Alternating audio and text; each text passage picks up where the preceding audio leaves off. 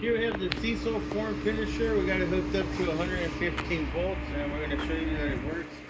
This thing has a blower in here that blows air through the garment here. Okay, it's also got a water sprayer. You got to hook up the water, but you can spray your garment. Okay.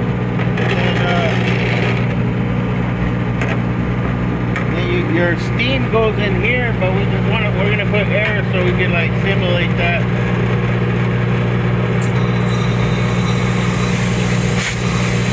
And your steam would travel through that pipe up in there and out of here.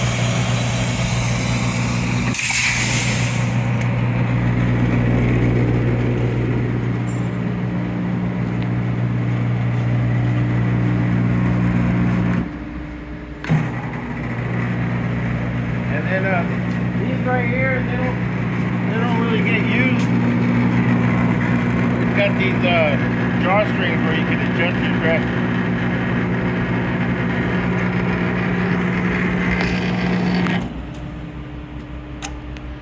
All right, that is the Cissell form finisher.